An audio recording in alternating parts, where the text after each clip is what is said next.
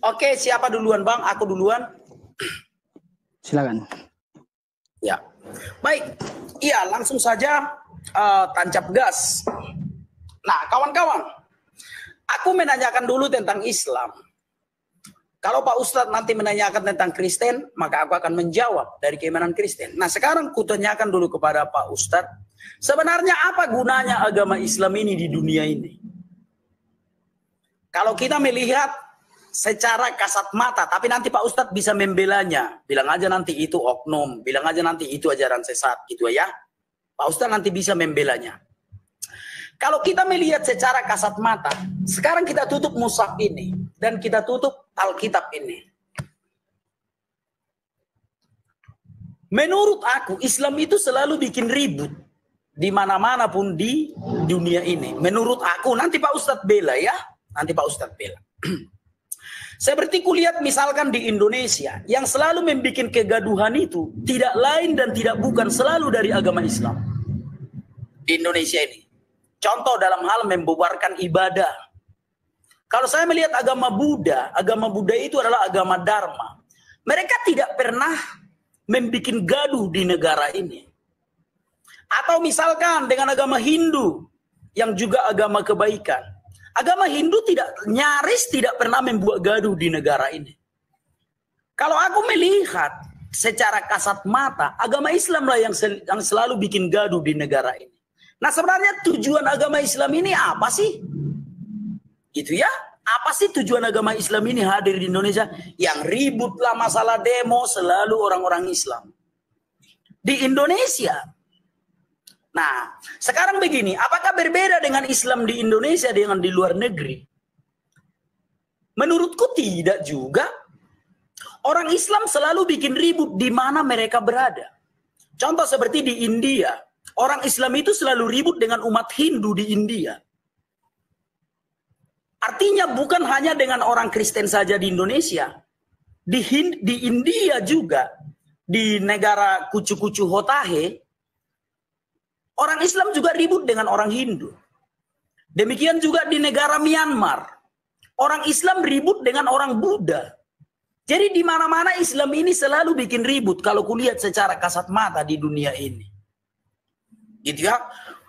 Ketika di Indonesia orang Islam ribut dengan Kristen, di India orang Islam ribut dengan Hindu, di Myanmar orang Islam ribut dengan Buddha, di Palestina orang Islam ribut dengan Yahudi. Jadi tidak pernah ada damainya Islam ini secara kasat mata ya Pak Ustadz. Ya, tapi ingat Pak Ustadz nanti bela ya. Pak Ustadz nanti bela. Kalau kita melihat secara kasat mata di dunia ini selalu bikin gaduh. Nah, sebenarnya apanya tujuan Islam ini? Seperti yang sekarang di Inggris. Inggris itu sedang berjuang loh melawan Islam saat ini. Di Inggris itu sedang ribut-ribut. Apa sih sebenarnya tujuan Islam ini di dunia ini? Tolong dulu Pak Ustadz sampaikan apa sebenarnya tujuan Islam ini. Ketika mereka mengungsi ke Eropa, diterima karena Eropa itu ajaran kasih. Negaranya sedang berperang di Arab, Eropa menerima mereka. Setelah mereka diterima di Eropa, maka mereka yang membuat aturan sendiri. Contoh ketika bulan puasa, itu videonya viral. Dia yang puasa, orang bule yang dilarangnya makan. Dengan dalil menghargai orang yang puasa. Nah, bagaimana ini sudah datang menumpang ke Eropa, mau membuat peraturannya di Eropa. Nah, kira-kira seperti itulah secara kasat matanya. Jadi mohon dulu pencerahan dari Pak Ustadz. Apa sebenarnya tujuan Islam ini ada di dunia ini? Karena kalau ini dari Tuhan, enggak mungkin Tuhan membuat agama tukang ribut. Kalau kita melihat skisma-skisma di dunia misalkan, yang melakukan teror di Gedung Putih di Amerika 11 September itu. Ya, itu orang Islam loh, Osama bin Laden. Contoh seperti di Indonesia, Mujahidin Indonesia Timur, Gavatar, apalah yang dulu-dulu itu. Santoso, semua berbau-bau Islam. Nah, jadi tolong dulu Pak Ustadz membela agama Islam ini sebenarnya itu oknum atau seperti apa sih ceritanya? Karena aku tidak percaya agama Islam ini berasal dari Tuhan. Kalau berasal dari Tuhan enggak mungkin bikin ribut terus. Yang ributlah masalah keturunan Muhammad. Sekarang Kiai Haji Imamuddin Imat itu Kiai Imat. ribut dengan keturunan Muhammad. Nah, jadi tolong dulu Pak Ustadz jawab, jangan tuduh aku menghujat. Aku bertanya, makanya aku bilang Pak Ustadz harus membela dan menjawab. Itu, silakan Pak Ustadz. Oh, kita bikin waktunya dulu ya.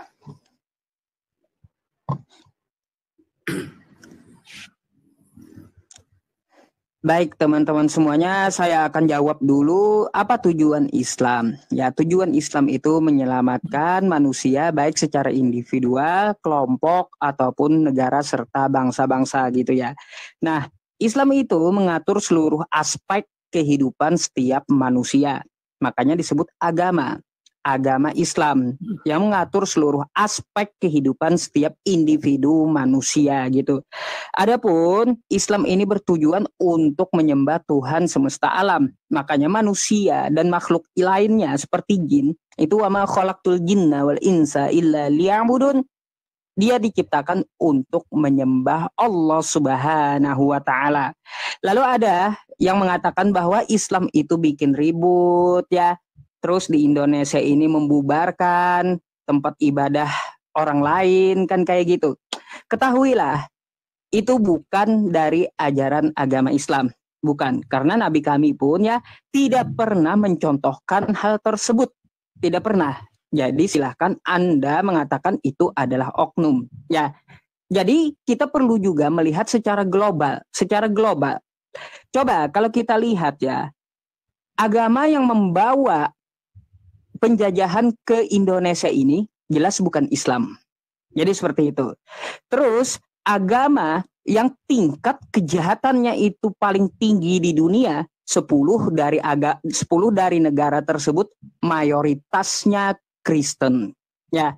Terus juga mohon maaf nih ya, mohon maaf banget. Yang memproduksi film 18 tahun ke atas itu mayoritasnya apa? Agamanya apa? Kristen. Terus tingkat pemerkosaan tertinggi di seluruh dunia, 10 negaranya Kristen. Jadi Islam memerangi terhadap kelakuan-kelakuan yang seperti ini. Itulah gunanya Islam datang. Ya. Jadi kalau kita melihat secara personal, oh ada pembubaran gereja di Gresik, terus di mana-mana, itu adalah oknum. Dan yang kalau kita cek permasalahan itu, ternyata yang bermasalah pun juga bukan umat Islamnya. Tetapi ketika dia ingin membangun gereja, ternyata izin mendirikan bangunan tidak lengkap. Tidak lengkap, tapi maksa bangun gereja, akhirnya ribut.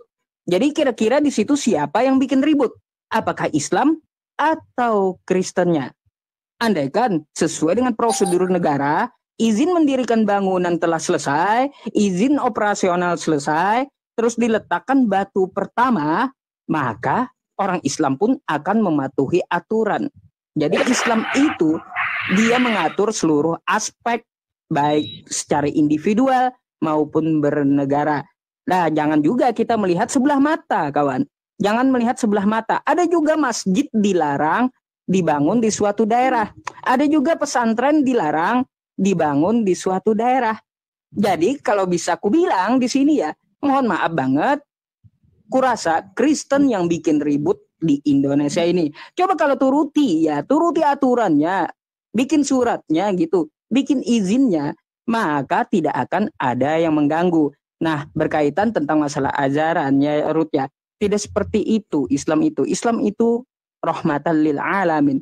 Ya, rahmat untuk semesta alam. Tidak ada di dalam ajaran agama Islam itu untuk dikit-dikit memusuhi, nggak ada. Tetapi prinsipnya ada, prinsipnya. Apabila musuh datang, maka akan dihadapi. Tetapi musuh itu tidak dicari gitu. Itu prinsip agama Islam. Orang-orang Islam itu bagaikan tawon. Kalau ditemenin, maka dia akan mendapat madu yang manis dari umat Islam. Tetapi kalau dimusuhi, silahkan Anda bakal disengat habis-habisan sampai mati. Itu prinsip umat Islam. Jadi berkaitan dengan masalah ini, kurasa kamu harus membedakan dan baca keadaannya.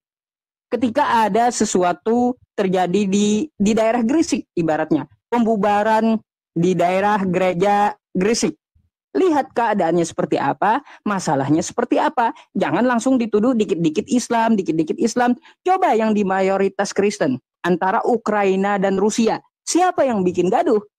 Kristen sendiri, kawan. Bukan umat Muslim yang bikin di situ. Bukan. Ya, contoh di Manado. Ya, kemarin itu. Contoh juga di Maluku. Syukran jazakumullah. Terus di Papua. Siapa yang bikin ribut di situ? Bahkan di sebagian Indonesia Timur, kami umat Islam itu ditekan habis-habisan. Jadi kalau kita membanding hal itu, kurasa kembali ke ajaran masing-masing. Jadi seperti itu. Syukran jazakumullah khair untuk apa tadi ya? Apa itu? Lumba-lumba ya? Apa tadi? Nggak ngerti juga. Oke, baik. Nah, jadi terima kasih Pak Ustadz atas jawabannya. Ini yang aku suka.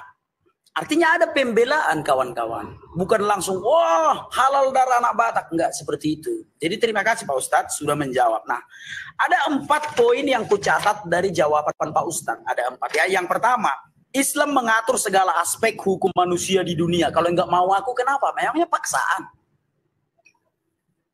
Kan Pak Ustadz tadi bilang Islam mengatur segala aspek hukum manusia di dunia kan. Kalau aku tak mau, kenapa rupanya? Jangan agama itu jadi paksaan. Kalau tak mau aku ikut aturan Islam, kenapa rupanya? Hebat kali rupanya Islam itu. Kan begitu kira-kira. Akhirnya jadi ribut lah kita. Kalau Pak Ustadz mengeluarkan statement tadi, Islam mengatur segala aspek hukum manusia di dunia. Contohnya aku nih emosi nih. Najis aku ikut hukum Islam. Main jadi. Di mana kita main? Ya, kan udah ribut kan? Artinya Pak Ustadz sudah mau mengatakan kalau hukum Islam itu paksaan. Jadi tolong di cross check ya statement Pak Ustadz yang pertama tadi. Islam mengatur segala aspek hukum manusia di dunia. Oke, seluruh manusia di dunia. Kecuali aku. Takkan mau aku ikut aturan Islam. Kenapa rupanya? Nah gitu ya. Jadi jangan gitu Pak Ustadz mengeluarkan statement itu, hati-hati. Bagaimana mungkin Islam mengatur segala aspek hukum manusia di dunia? Kalau yang lain bisa Ustadz atur, tidak dengan aku. Itu yang pertama. Yang kedua, pelakunya adalah oknum. Ini ada benarnya nih. Jadi pelakunya itu adalah oknum. Ini bisa dibenarkan sedikit. Tetapi permasalahannya, apakah orang yang sebanyak itu adalah oknum?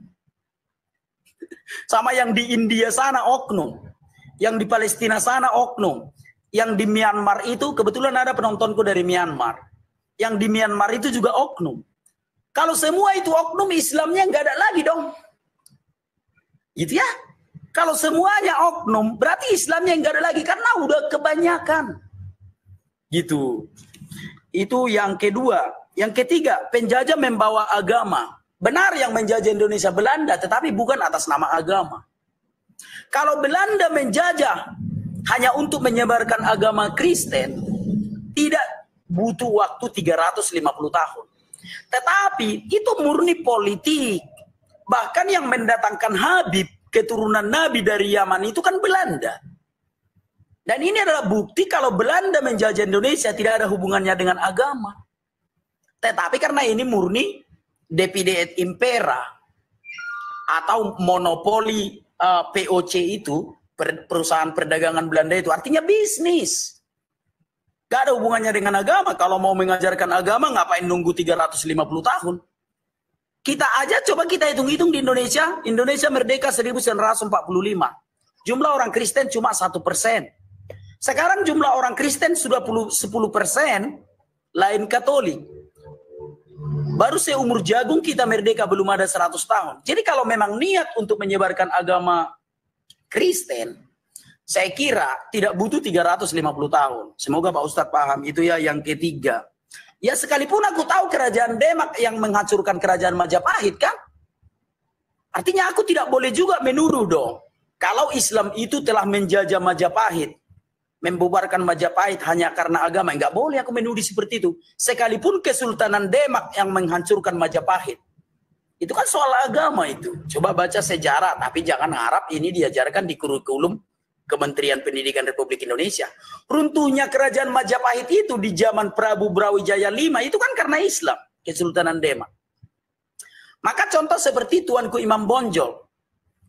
Jujur, saya tidak mengakui kalau Tuanku Imam Bonjol itu pahlawan. Enggak. Karena dia terlalu banyak membonoi nenek moyangku orang Batak. Tuanku Imam Bonjol pelakunya. Karena itu dicatat di dalam adat istiadat kami, Batak. Bahwa pasukan Islam datang dari Padang. Nah, jadi gitu ya. Tapi kita nggak boleh menuduh satu agama itu menjajah, nggak boleh. Pelaku kejahatan umat Kristen. Banyak orang Kristen yang melakukan kejahatan, tetapi tidak pernah menyebut haleluya, bakar. Nggak pernah itu. Orang Kristen melakukan kejahatan tidak pernah menyebut nama Yesus. Berbeda dengan Islam, kan takbir dulu. Allahu Akbar, buar. Allahu Akbar. Nah, artinya bedakan orang yang atas nama agama dengan orang yang memang atas nama dirinya sendiri. Enggak pernah orang Kristen melakukan kejahatan. Haleluya, enggak pernah. Tetapi kalau takbir Allahu Akbar, ya rata-rata di setiap kejahatan itu kita dengar. Itu, silakan Pak Ustadz, dibantah dulu Pak Ustadz.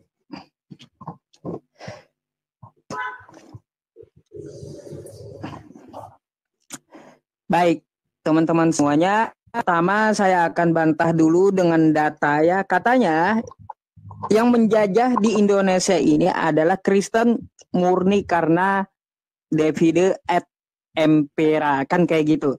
Rudi, silakan kamu lihat ke kamera. Di sini ya, Ruth ya. Nih. Penjajah itu datang, apa yang mereka cari? Yang pertama gold, mencari kekayaan dengan cara berdagang. Gospel artinya penyebaran agama gerejawi. Duar. Gitu Ruth ya. Jangan kau bilang Kristen itu menjajah Indonesia tidak menyebarkan agama. Yang pertama Portugal itu datang, Katolik mereka sebarkan. Habis itu Belanda datang ya. Apa yang mereka sebarkan? Protestan, kagak usah Islam. Mereka aja Kristen dengan Katolik itu cakut-cakutan ya, gontok-gontokan pada di zaman dulu. Nah, jadi seperti itu Ruth. Berkaitan dengan masalah hal seperti ini, oh katanya ada yang teriak-teriak Allahu Akbar. Terus kau pikir nggak ada yang teriak haleluya gitu? Coba kamu lihat ya, coba kamu lihat tuh kemarin demo saja ya di sebuah daerah menolak pesantren itu haleluya kata mereka. Jangan kau kira cuma takbir ya. Jadi ada juga yang seperti itu. Nah, kamu juga harus melihat keadaannya seperti apa yang mereka permasalahkan. Jadi makanya aku bilang kenapa oknum ya? Kenapa oknum? Kalau bukan oknum atau dari ajaran, maka keseluruhan Islam di dunia ini akan seperti itu kelakuannya. Pada faktanya tidak. Tidak, di tempatku aman-aman aja. Di mayoritas Islam yang lain aman-aman aja gitu. Nah, kalaupun ada suatu konflik ya di suatu daerah, mungkin dari keadaannya. Karena memang tidak ada di dalam ajaran agama Islam untuk mengganggu orang lain kecuali dia duluan yang mengganggu. Di Islam itu ada aturannya. Makanya ku bilang, Islam ini datang untuk mengatur seluruh aspek kehidupan manusia. Gini Ruth ya, perang dunia, aturan dunia yang dipakai PBB sekarang itu adalah aturan perangnya Islam. Tidak boleh membunuh. Nah, gini, tidak boleh membunuh anak-anak, tidak boleh membunuh wanita, tidak boleh membunuh rohaniawan mereka. Coba kalau ke kitabmu coba. 1 Samuel 15 sampai tanaman habis Ruth. Bunuhlah anak-anak, wanita, terus tanaman, bangunan yang ada di sana habis. Nggak ada aturannya kalau Kristen. Maka ya, kalau kamu memaksakan Kristen ini diterapkan di Indonesia, habis. Nggak ada aturan di Indonesia ini. Coba kamu buka 1 Samuel ya, ayat 15. Di situ dikatakan kan, contohnya ketika penyerangan Amalek. Apa yang ada habisin semuanya. Apakah itu dipakai PBB? Tidak jawabannya kawan. Tidak. Yang dipakai PBB, hukum perang Islam.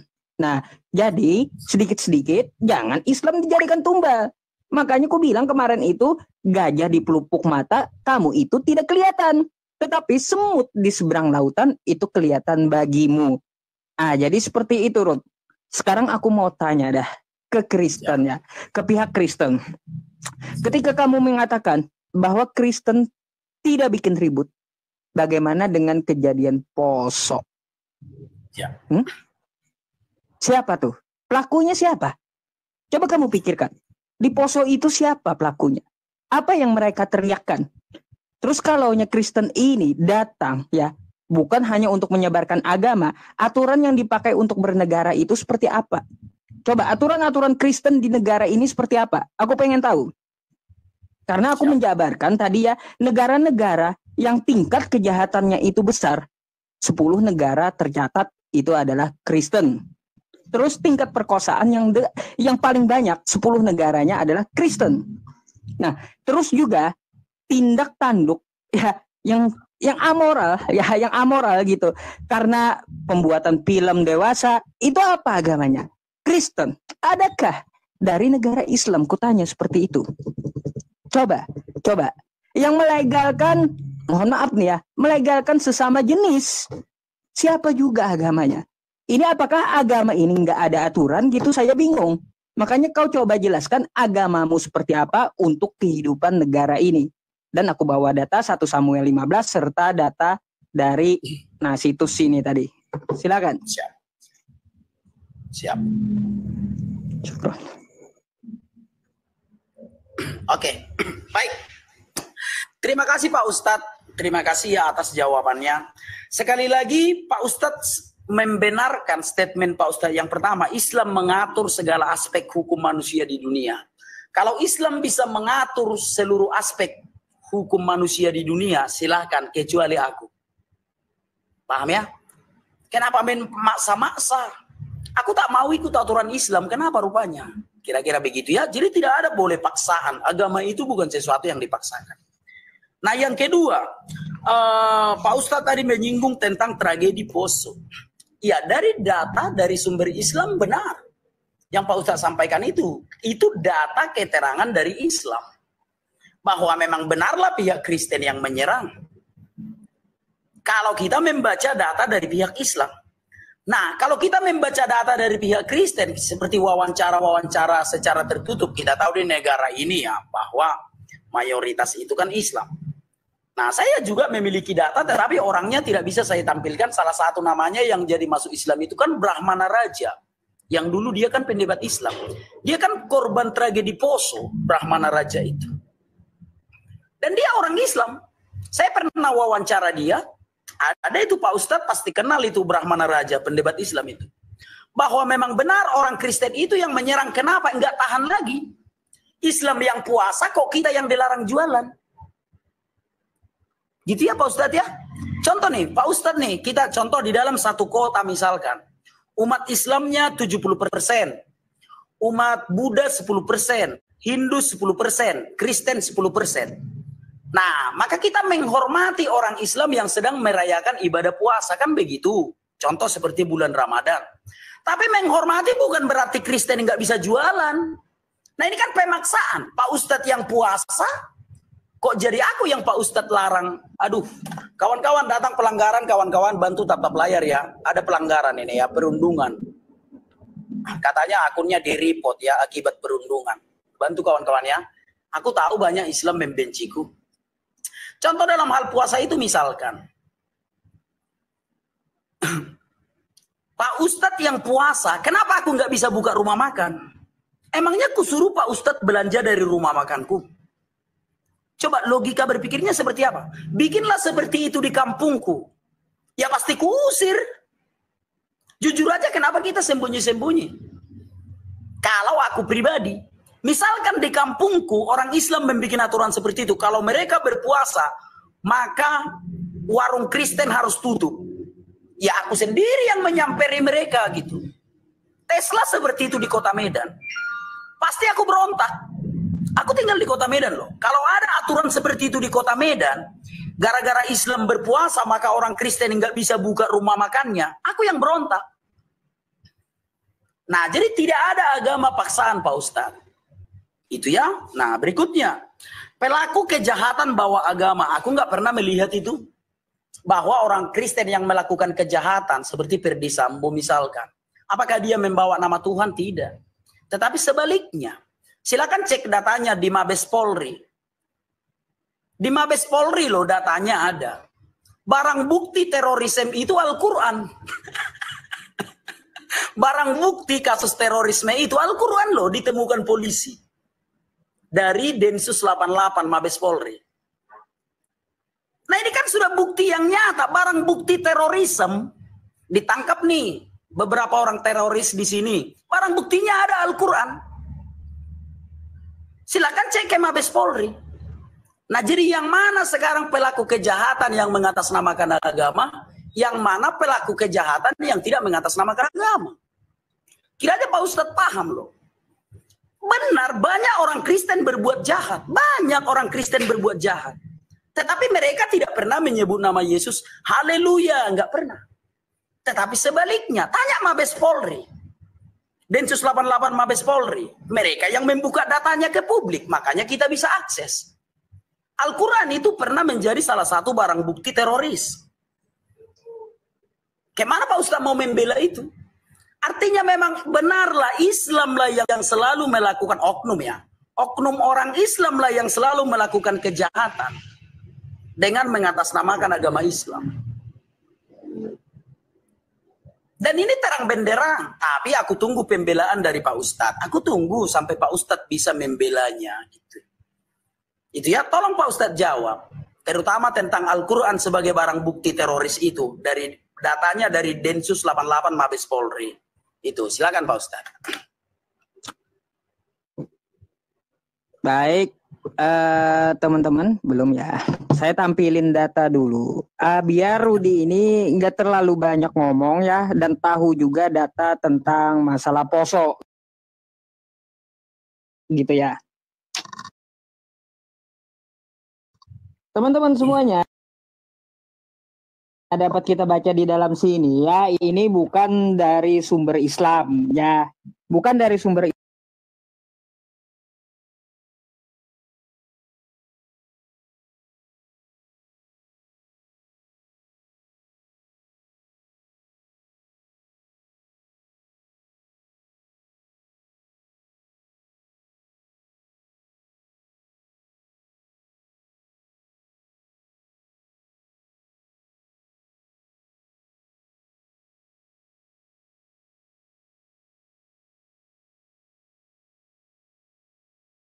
tidak termasuk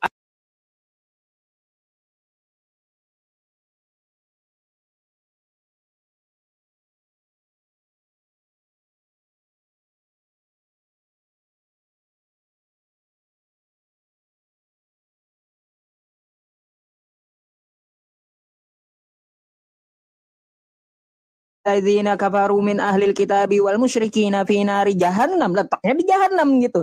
Jadi nggak ada urusan dengan umat Islam. Jadi seperti itu. Silakan kamu mau pilih Islam atau kagak, kami pun juga tidak memaksa. Karena agama jelaskan kenapa tuh Kristen ngebasmi semua di situ. Rut. Coba kalau kamu lihat ya, jangan secara di Indonesia saja kamu lihat. Tentang masalah teror itu ya Ruth ya. Yang di Amerika kemarin ngebom gereja. Itu pelakunya siapa? Islam atau Kristen? Negara yang kartel narkobanya itu paling tinggi. Itu mayoritas Islam atau Kristen. Negara judi online terbesar itu Kristen atau Muslim. Coba kamu jelaskan gitu. Jelaskan tentang masalah itu. Aku coba mau tahu aturan di Kristen seperti apa. Apakah memang tidak ada aturan masalah agama di dalam Kristen ini? Coba kau jelaskan kepadaku tentang masalah itu. Ya, Rudi. Satu lagi Rud, tentang permasalahan yang kamu katakan barang buktinya adalah Al-Quran. Lalu gimana tuh dengan pengeboman di luar negeri, terus perang-perang di luar negeri, juga ditemukan Bible kamu. Itu adalah hal yang sama, Ruth. Hal yang sama. Apakah bisa kubilang memang ajaran dari kamu? Ya memang di 1 Samuel 15 ya, di situ dikatakan tumpaslah semuanya. Memang tidak ada aturan di agama kamu. Terus kamu mempermasalahkan tentang masalah puasa. Inilah kamu ya. Inilah Kristen. Mohon maaf saja, kubilang langsung Kristen. Langsung protes gitu. Padahal kan dilarang berjualan itu aturan dari pemerintah daerah tersebut. lalu mau kalian langgar. Makanya nggak ada adab artinya Kristen ini, Ruth. Ya, pemerintah daerah aja mau kalian langgar, apalagi hukum Islam. Ya, kayak gitu. Terus kalau kalian gak mau tutup jualan kalian sewaktu orang berpuasa, artinya kalian tidak ada toleransinya. Gitu, Ruth. Tidak ada toleransinya sama sekali jadinya. Maka dari itu ya teman-teman semuanya, kalau Rudinya menuduh, oh semua agama Islam bikin rusuh, oh semua agama Islam disalahkan. Inilah gajah di pelupuk mata tidak kelihatan, tapi semut di seberang lautan itu kelihatan. Jadi di sini kupatahkan ya tentang masalah data di Poso dan penjajah di Indonesia ini yang dia bawa adalah agama. Ya, beda dengan Islam. Ketika Islam itu masuk ke Indonesia dengan cara apa? Pedagang Gujarat masuk Indonesia, menyebarkannya pun ya secara baik-baik, tidak ada paksaan. Coba di zaman Belanda, apa dikit-dikit habis, Ruth. Habis di zaman Belanda. Kagak masuk Kristen, habis. Ya, tuh nenekku masih hidup di zaman Jepang. Beliau hampir 100 tahun umurnya. Waktu Jepang datang, itu memaksakan masalah agama juga. Kalau tidak ke bawah rumah, kagak masuk agama mereka, habis. Beda dengan Islam. Contoh. Ketika nggak bisa aku contohin sudah 9 detik ya. Jadi ya teman-teman semuanya kita lihat saja bagaimana penjelasannya tentang permasalahan Kristen ini ya. Bagaimana aturannya gitu. Oke, siap.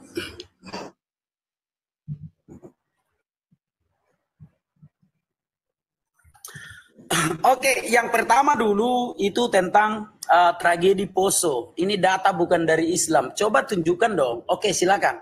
Tunjukkan dulu siapa penulisnya itu. Yang artikel yang Pak Ustadz baca itu. Siapa penulisnya coba? Wikipedia. Ya, coba ada penulisnya. Wikipedia itu wadah. Oh ya, kamu lanjut narasi dulu. Nanti aku bilang. Ada yang mengupload ke Wikipedia. Coba tunjukkan dulu. Siapa penulisnya? Biar waktuku jalan.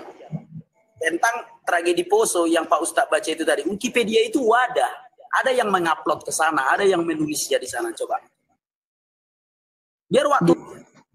Jurnalnya Elis Jet, terus Juli Sernop Panggabean. Hah? Tunjukkan. Nih. Coba tunjukkan. Siapa penulisnya itu? Penulisnya Elis Jet, terus ya Posende, Mas Dianto, terus Damanik sama bentar nih, siapa namanya nih? Ya, spill. Biar kita cek apa Elis Jet. Oke ya. Ini jurnal ya, teman-teman, jurnal yang kubaca tadi ya. Nah, Anis Elis Jet. Ya, Poso Indonesia. Terus ke bawah ya, Aragon, Loren namanya. Terus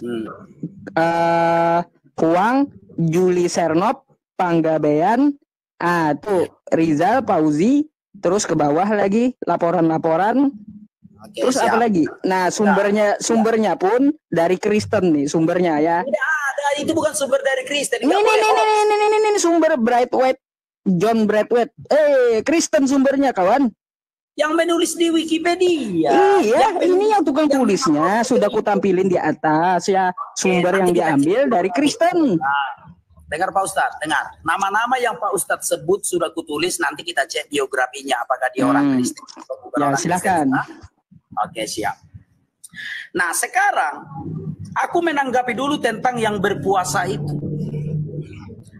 Kalau orang Kristen tidak menutup rumah makannya, artinya tidak ada toleransi. Bukan tidak ada toleransi. Ada orang penghasilannya sehari-hari itu dari berjualan makanan. Jadi gara-gara Islam puasa, dia nggak ada penghasilan lagi. Emang orang Islam ngasih uang? Contoh seperti aku nih, jual daging babi lah misalkan. BPK, babi panggang karo. Gara-gara Islam berpuasa, rumah makanku disuruh tutup. Emang orang Islam ngasih anakku makan? Orang penghasilanku dari rumah makan ini. Dari mana aku bayar pajak selama 1 bulan itu tidak boleh jualan? Emang Islam kasih aku uang? Nah, jadi jangan pemaksaan Pak Ustadz, beragama itu jangan dipaksakan. Lalu Pak Ustadz mengatakan Indonesia menggunakan hukum Islam. Maaf saja. Jujur, setelah aku meneliti 3 kali hukum syariat Islam ditawarkan di Indonesia, ditolak. Sudah aku bilang Pak Ustadz, kalau sempat hukum syariah Islam ditegakkan di Indonesia, bubar negara kita ini. Sedangkan negara-negara Arab yang tadinya negara bersyariat Islam sudah merubah, malah pergi ke sekuler. Contoh seperti Arab Saudi. Mereka itu sudah mengarah ke negara sekular. Belum ada satu negara pun di dunia ini yang sukses menerapkan agama Islam itu, hukum Islam itu. Belum ada. Turki misalkan. Turki pernah menerapkan hukum Islam itu di negaranya. Kudeta. Nah sekarang Turki itu kan sudah ke sekuler. Coba sebutkan satu negara saja yang sukses menerapkan hukum Islam itu di negaranya. Enggak ada. Selalu rusuh. Libya sudah mengarah ke sekular. Tajikistan bahkan melarang jilbab. Tajikistan itu 97% Muslim loh. Tapi karena mereka udah cerdas, hukum Islam itu tidak dipakai lagi di negaranya. Bahkan pakai jilbab nggak bisa. Nah kalau di Indonesia ini mau diterapkan hukum Islam, bubar negara ini, bubar. Yakin Pak Ustadz? Makanya dengarkan Profesor Munim Siri, itu profesornya Islam itu. Lalu Islah Bahrawi, itu selalu menolak diterapkan hukum Islam di negara ini. Karena rentan bubar. Kenapa? Karena sudah terbukti negara-negara di dunia tidak ada yang sukses menerapkan hukum Islam itu. Itu dulu yang perlu Pak Ustadz bantah tentang hukum Islam itu. Silakan Pak Ustadz.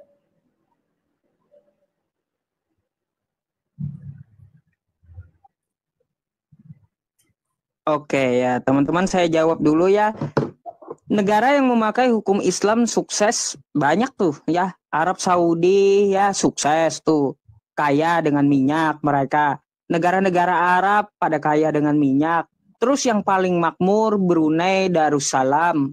Sampai pengangguran aja ya di situ digaji. Terus di Dubai itu ya. Wah, banyak tuh ya. Kalau di negara Kristen mana yang kayak gitu? Kagak bakalan ada kawan ya. Kagak bakalan ada ya. Qatar betul tuh ya kata teman-teman. Tadi saya tidak ada menyebutkan ya Ruth ya, tidak ada menyebutkan bahwa di Indonesia mau memakai hukum Islam. Nggak ada sama sekali. Kita sudah menganut hukum KUHP dan itu pun diaminkan oleh pihak Islam karena ada dalilnya, boleh mengikuti pemimpin. Ya ayyuhalladzina amanu athi'ullaha wa athi'ur rasul wa ulil amri minkum. Nah, itu jawabanku Ruth ya. Negara mana saja yang sukses memakai hukum Islam? Banyak. Coba negara-negara yang tidak memakai hukum Islam, coba ya. Yang tidak memakai hukum Islam, kartel narkobanya banyak. Nah, pernikahan sejenis banyak, paling tinggi. Terus juga, mohon maaf, yang lain-lain pokoknya ya semuanya zong gitu. Yang mayoritas Kristennya. Contoh Amerika tuh ya, banyak juga tuh yang nyeleneh-nyelenehnya ya. Jadi jangan kau lihat bahwa semua Islam. Coba lihat ke negara Kristen. Paling maksiat banyak ya, banyak maksiat. Itu mayoritas negara Kristen. Ya, coba aja kamu lihat secara global di seluruh dunia gitu. Nah berkaitan ya Ruth ya, berkaitan tentang masalah yang kau katakan, gimana nih kalau aku nggak buka warung, kata kamu, siapa yang kasih makan anakku? Terus kalau aku nggak buka warung gimana? Aku bayar pajak. Memangnya pajak tiap bulan kawan? Pajak kagak tiap bulan ya. Terus kalau kamu nggak mau ngikutin aturan, jangan ada di daerah tersebut. Karena peraturan tersebut dari Pemda, dari pemerintah daerah. Silahkan kamu ke luar negeri, sana terbang gitu ya waktu bulan Ramadan. Kenapa harus disalahin? Lebih baik kamu jualan yang di mayoritas Kristen. Bisa buka, bisa makan saat itu. Daripada di mayoritas Islam yang menggunakan aturan dari pemerintah daerahnya untuk ditaati. Kata Pemda dilarang berjualan selama Ramadan. lalu kamu mau menantang gitu. Itu artinya kamu menantang pemerintah daerah, bukan menantang umat Islam. Nggak ada urusannya dengan umat Islam. Kalaupun kamu mau jualan Ramadan, silakan kamu ajukan izinnya ke pemerintah daerah, bukan kepada umat Islam yang ada di situ. Karena itu aturan pemerintah daerah, kawan. Ya bedakan kamu, bedakan gitu. Nah, berkaitan tentang masalah data masalah poso ya, sudah kubacakan sumbernya dari Kristen. Wikipedia kamu bisa baca sendiri gitu. Nama-namanya sudah kusebutkan, tetapi tidak ada jawaban dan tidak ada tanggapan dari kamu. Ya, aku tahu Ruth, aku tahu. Mungkin kamu menganut ya seperti di Bible-mu yang tertulis seperti ini Ruth. Nih, ya. Nih. Aku bukain langsung. Aku ini penuh data masalahnya. Nah, apakah kalian menganut ini di Indonesia? Jadi pergilah sekarang kalahkan orang Amalek. Ini contoh di kitab Kristen. Tumpaslah segala yang ada padanya dan janganlah ada belas kasihan kepadanya. Bunuhlah semuanya, laki-laki maupun perempuan, kanak-kanak maupun anak-anak yang menyusu, lembu maupun domba, unta maupun keledai. Habis semua Ruth. Gak ada aturan kalau di Kristen itu. Kalau di Islam jelas aturannya, jelas. Ketika eksekusi pun juga harus pemimpin yang mengeksekusinya. Jadi, kamu mau menyalahkan umat Islam yang ada di Indonesia, sebaiknya kamu introspeksi diri dulu di kekristenannya. Bagaimana sih aturan Kristen yang benar untuk bernegara? Apakah perlu kita pakai tumpas-tumpas kayak gini? Ya, pakai aja tumpas-tumpas, biar Islam yang mayoritas ditumbalin. Catat itu, ya. Sampai-sampai aku berikan data kepada kamu tentang masalah poso. Oh, itu data dari umat Islam. Hai, astagfirullahaladzim. Mau kayak gimana? Saya hampir habis mau ngomong. Data umat Islam katanya. Padahal dari data Kristen. Tuh kan, artinya Islam ini hanya dikambing hitamkan untuk menutupi kejahatan mereka. Ya, teman-teman. Kita ganti gitu. Kita ganti temanya Kak habis ini. Ya, sekarang aku jawab ya. Sekarang aku jawab, kalau mau ganti tema ya nanti ya di sini ya. Baik. Orang Israel diperintahkan untuk menumpas orang Amalek. Ini memang benar perintah Tuhan. Kenapa? Karena mereka tidak boleh dibiarkan hidup berlama-lama. Kenapa? Karena mereka itu sumber dari segala kejahatan. Jadi memang mereka harus ditumpas.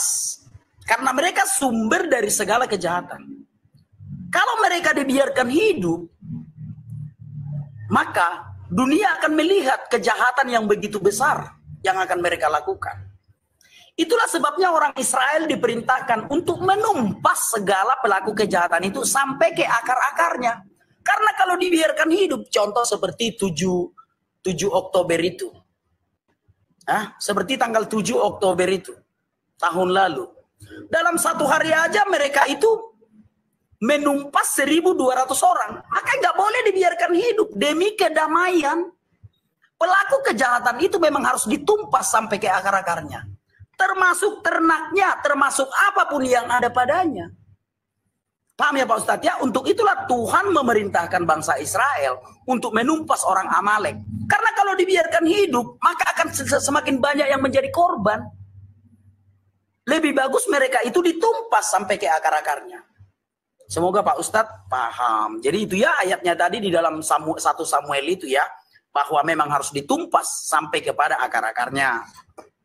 Lalu aku membawakan membantah yang disampaikan Pak Ustadz. Kebetulan tadi Pak Ustadz menyebut Arab Saudi, ada Brunei Darussalam, ada Uni Emirat Arab, Dubai. Nah sekarang kita berbicara tentang Arab Saudi dulu. Justru Arab Saudi telah merubah hukum negaranya, makanya Pak Ustadz kita harus update. Arab Saudi sudah mengubah hukum negaranya dari negara Islam menjadi negara sekular. Di Arab Saudi perempuan udah bisa menyetir mobil. Di Arab Saudi perempuan udah bisa nggak pakai jilbab. Makanya update Pak Ustadz, update. Di Arab Saudi sekarang perempuan tidak wajib pakai jilbab lagi. Mereka sudah meninggalkan hukum Islam itu. Sekitar 2-3 tahun yang lalu itu dirancang oleh Muhammad bin Salman.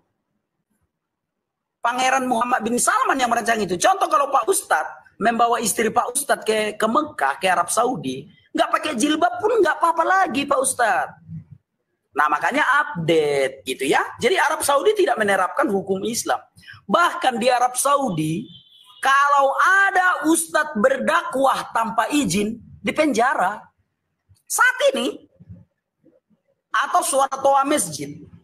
Kalau suara toa masjid di Arab Saudi melebihi apa yang ditentukan pemerintah, masjidnya disuruh berhenti. Jadi sayang sekali Pak Ustadz membawa data negara Islam yang sukses, Arab Saudi. Terbantah sendiri Pak Ustadz dengan faktanya. Contoh seperti tentang dukungan terhadap Palestina sekarang. Pak Ustadz bawa bendera Palestina ke Arab Saudi, Pak Ustadz siap dipenjara.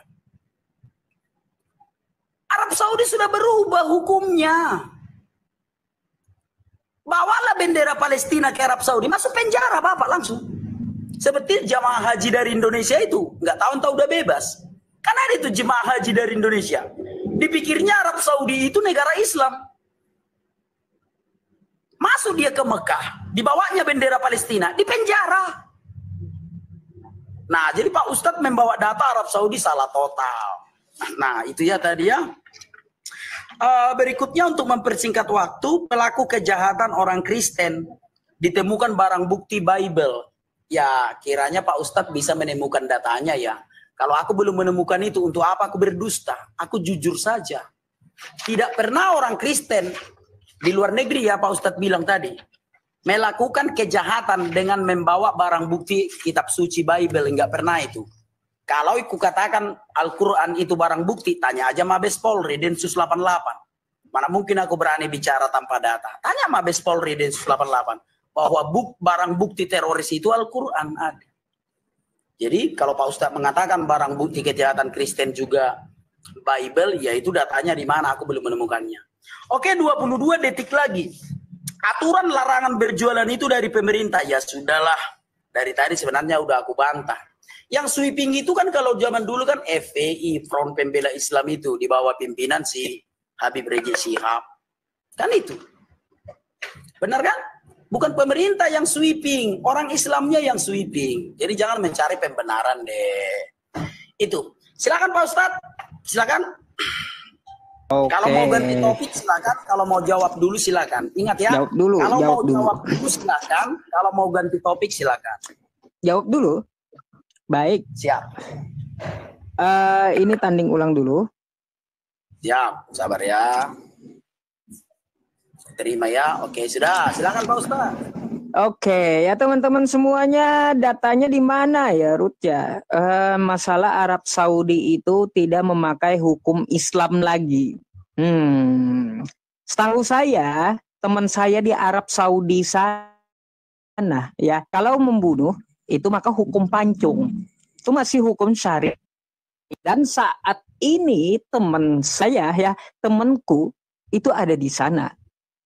Nah, ayo, kau dari mana datanya? Tampilinlah datanya yang kau katakan gitu. Karena apa? Ada orang lapanganku di sana yang mengatakan bahwa hukum di Arab Saudi itu masih menganut hukum syariat agama Islam. Dan sampai hari ini saya pun masih berhubungan dengan dia. Jadi jangan kau mengada-ada, tampilkan datanya padaku gitu ya. Tampilkan datanya padaku. Ruth, begini ya Ruth ya. Sungguh sangat kejam kali Tuhan kamu itu Ruth. Ya, kenapa aku bilang sungguh sangat kejam kali? Tumpas saja, dikit-dikit main tumpas, dikit-dikit main tumpas. Mau jadi apa di Indonesia ini kalau diterapkan hal seperti itu Ruth? Hah? Mau jadi apa Indonesia ini? Dikit-dikit tumpas, dikit-dikit tumpas.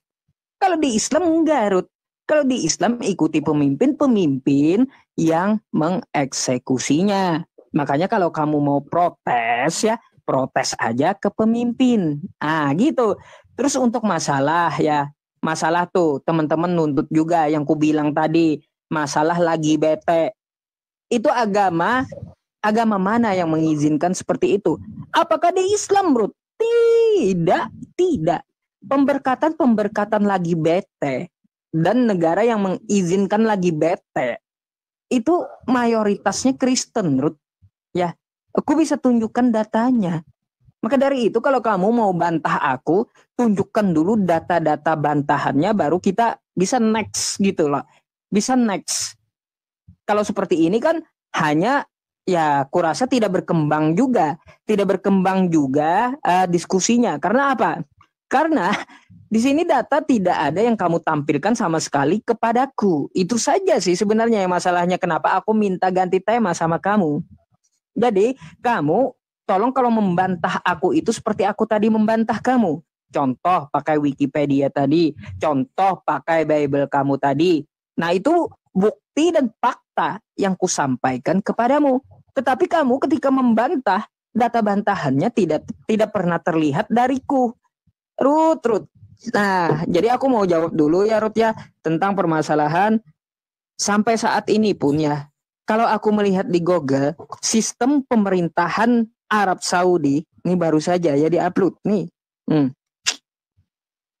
So, hukum yang digunakan adalah hukum syariat Islam. Jelas?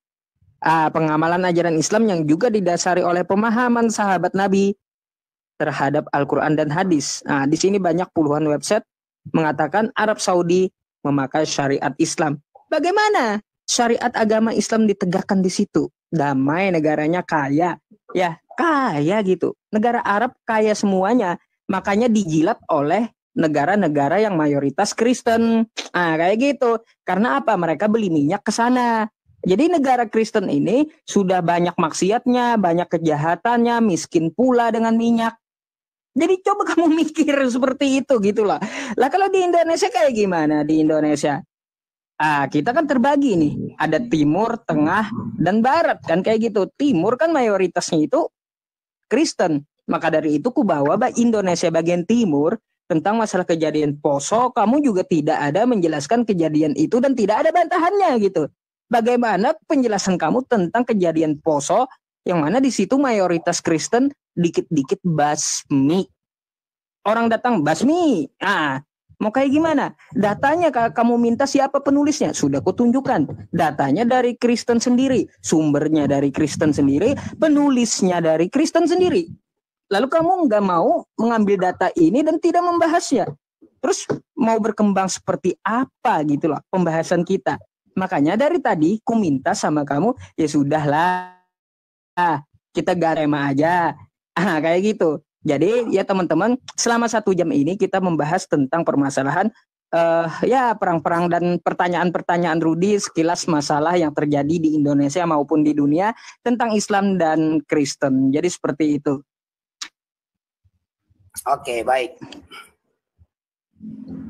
Terima kasih Pak Ustadz. Sekarang aku menjawab dan aku akan tunjukkan datanya. Aku tidak mau berbicara tanpa data ya, nggak mungkin lah itu. Nah ini dia. Wanita Arab Saudi kini tak wajib hijab. Gaya rambut cepat jadi tren. Nah, sudah. Dan itu dibuktikan dengan video-video dan masih banyak lagi. Artinya Pak Ustadz, jangan kita bertakiyah lah. Gitu ya, jangan kita bertakiyah. Paham ya?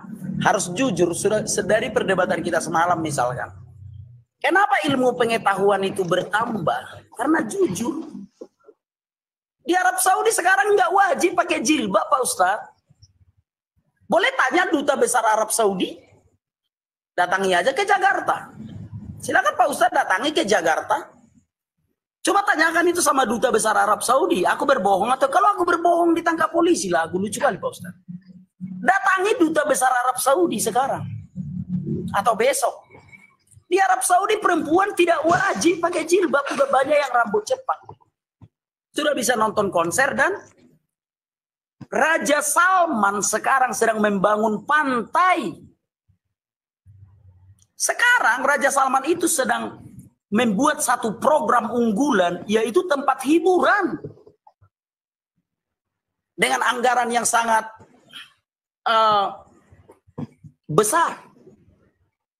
Ngapain kita berbohong Pak Ustadz kalau masalah itu? Nah berikutnya, negara yang menerapkan hukum Islam itu damai. Orang Palestina aja nggak diterima mengungsi di Arab Saudi. Mereka mengungsi kemana? Ke negara Kristen. ke Eropa. Nah, siapa yang menunjukkan ajaran kasih?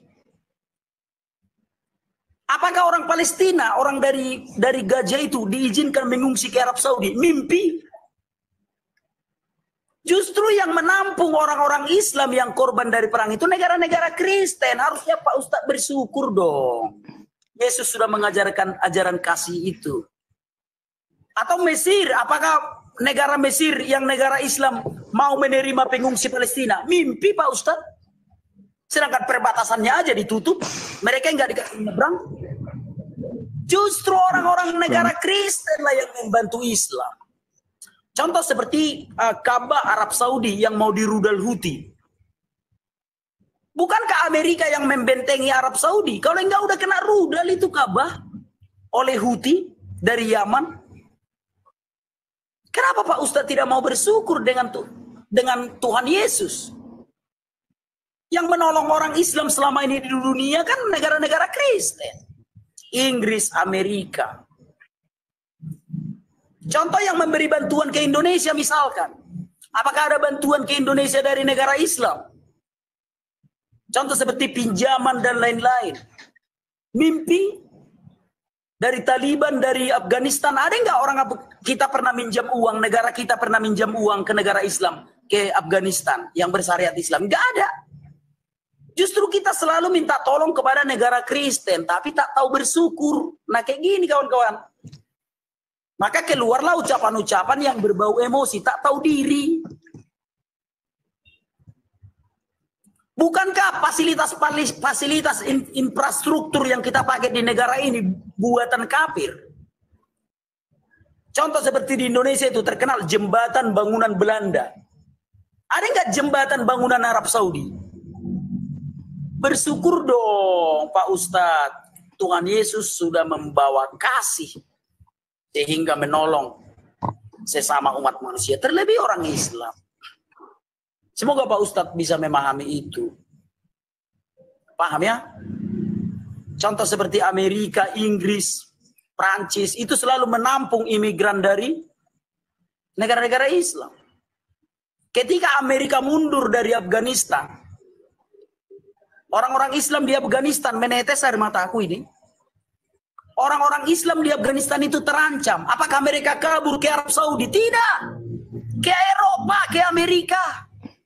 Apakah ada pesawat dari Islam yang membawa orang Afghanistan itu, orang Islam itu keluar dari negaranya? Enggak. Amerika yang bantu. Tahu dirilah sedikit. Dan selalulah bersyukur. Semoga kawan-kawan paham. Jadi luar biasa kasih dari Tuhan Yesus itu sudah diterapkan di seluruh dunia ini. Semoga kawan-kawan paham. Itu sanggahan dari aku. Kalau mau ganti topik silahkan. Kalau Pak Ustadz masih mau menjawab, aku persilakan juga. Itu. Silakan Pak Ustadz. Baik. Baik. Saya jawab dulu atau gimana nih teman-teman? Bentar, aku voting dulu. Jawab dulu atau apa nih? Atau ganti topik? Gimana, jawab dulu atau jawab? Baik. Baik, sebenarnya jawabannya mudah teman-teman ya. Jadi begini, kalau kita melihat permasalahan di dunia ini, negara pengemis itu adalah negara barat. Dan negara yang suka mengadu domba itu adalah negara barat. Contoh, ketika Amerika membantu Israel untuk memusnahkan Palestina. Itu contoh hal kecil gitu ya. Terus minyak meminta dengan Arab Saudi. Tuh contoh yang kecil, lalu melindungi Arab Saudi dari Yaman. Nah, jadi ya Ruth ya, seperti itu permainan politik mereka gitu. Ke Indonesia kenapa? Negara Kristen ini baik karena ada emas di Papua gitu. Ya, pinjam dengan negara Indonesia emasnya buat beli senjata. Jadi pengemis semua, Ruth. Barat itu pengemis semua. Kalaupun mereka tidak menjual senjata, mereka juga nggak akan berkembang negaranya gitu. Padahal bahan-bahannya dari negara Islam semua. Macam mana tanpa Islam, Kristen itu nggak berkembang. Negara-negara besar itu nggak berkembang. Coba, kalau tanpa negara Islam, ya tanpa negara Islam, Amerika jadi apa? Jadi apa? Gimana mereka bikin bom? Gimana mereka bikin pesawat? Bisa terbang gitu tanpa minyak. Jadi Ruth ya, yang mengemis itu, yang menghamba itu Kristen. Makanya ku bilang ya, yang ku bilang bahan mentahnya ada sama orang Islam semuanya. Makanya Kristen itu menghamba kepada negara-negara Islam. Nah, jadi kamu bisa bantah itu. Coba ya sudah. Kalau Amerika tidak mau mengambil minyak ke Arab Saudi, ya sudah gitu. Ngapain? Jual ke lain aja, jual ke lain. Mana bisa jadi Amerika itu? Mana bisa jual senjata? Mana bisa bikin ini itu? Nggak bakalan bisa kalau bukan karena negara Islam. Menurut sadar gitu. Ya, terus untuk masalah Arab Saudi sedikit ya teman-teman. Arab Saudi ini tadi katanya boleh tidak berhijab ya. Boleh tidak berhijab. Baik, teman-teman semuanya, boleh tidak berhijab ini ternyata bukan merubah sistem pemerintahan, bukannya ya. Nah, di sini dapat kita baca datanya dari Riyadh ya. Ternyata negara Arab Saudi sampai 2030 yang dirancang putra mahkota bin Salman, Arab Saudi menegaskan visinya untuk tidak saja menjadi pusat dunia Arab dan Islam tetapi juga sebagai kekuatan investasi dunia. Apa yang mereka anut? Berlandaskan syariat Islam. Terus lalu apa tuh? Tentang masalah yang tidak boleh tidak berhijab. Tuh, karena modernisasi hak dari penduduknya. Ya. Apa ini? Kenapa disuruh akhiri match ya saya ya? Dilaporkan gak saya? Dilaporkan gak? Bahaya kayaknya Ruth. Bahaya kayaknya tema ini. Ya karena kosakata yang lumayan ngeri juga gitu loh dipakai gitu. Abis ini mungkin ganti tema aja. Kayaknya aku tadi kena peringatan. Aduh. Ya jadi ya teman-teman semuanya, saya selalu tunjukkan data. Ya, tanpa negara Islam, negara Kristen, itu tidak ada apa-apanya kalau kita mau bahas secara global gitu ya. Tetapi di balik itu, kalau kita memandang ke Indonesia saja, maka lihat permasalahannya, bukan ajarannya. Bukan seperti yang dikatakan oleh Rudi Simamora tadi ya, dikit-dikit tumpas. Enggak kayak gitu umat Islam. Sudah aku bilang ya, umat Islam itu dia musuh tidak dicari, tapi kalau ada musuh akan dia hadapi bahkan dikejar sampai ke lubang semut.